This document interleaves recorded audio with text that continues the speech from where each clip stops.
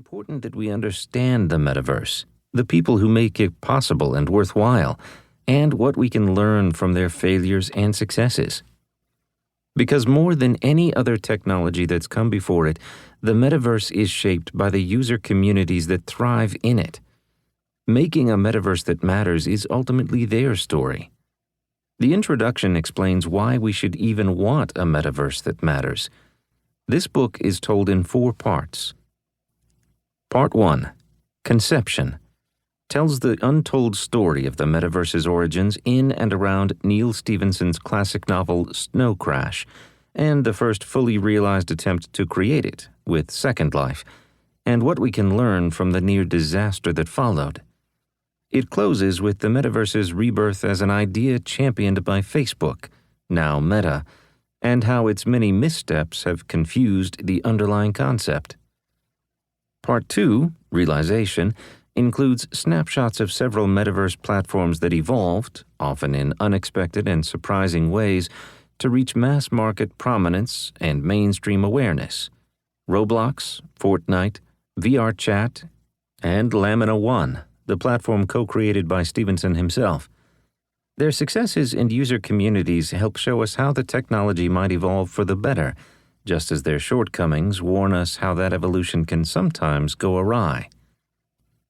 Part 3, Promises and Perils, explores the many ways that metaverse technology might evolve beyond its origins in gaming and the upcoming roadblocks that prevent it from reaching full flower.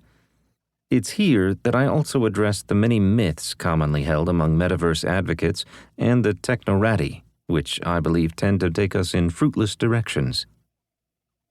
Part 4, A Metaverse Worth Fighting For, is a vision for metaverse platforms that can continue to grow as businesses and as cherished virtual places for real communities, where grassroots creators can benefit from their inventiveness and artistry as much as the platform owners themselves. It is a guide to a metaverse that has the best chance at being worthy of its highest aspirations, and in that process, become the next great internet medium. As that last part suggests, there is a fight for the metaverse's future, with the outcome far from certain.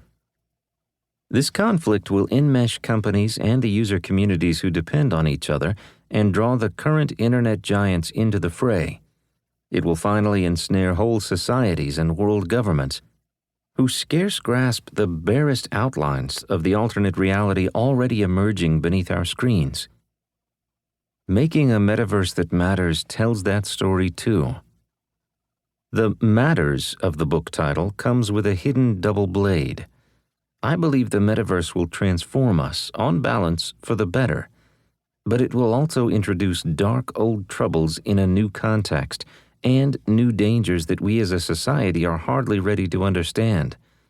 I have seen too much of that side of things to avoid telling the full story. The primary focus of this book is not on the technological and business components required to operate a metaverse platform. For that, I highly recommend The Metaverse by Matthew Ball, who has done essential work on that front. Making a metaverse that matters is fundamentally about the people behind this technology, both as creators and as users. More than anything, their experiences explain why this concept, drawn from a relatively little-read sci-fi novel, has so much power. I've seen firsthand how the metaverse can transform lives and enable human flourishing.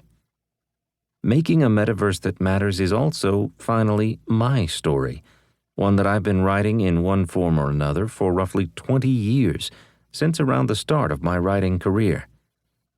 In 2003, a publicist's email led me into the office of Linden Lab, the creator of Second Life, for a demo that went on to transform my life. Hired as the startup's official embedded journalist in the virtual world, I began in 2003 to interview Second Life users as a roving avatar reporter wearing a white suit, my somewhat pretentious tribute to Tom Wolfe, impertinently asking them about everything, from virtual sex to ambitious collective art projects to savvy virtual business ventures that turned their founders into literal millionaires. During that time, Second Life became the first metaverse platform to reach main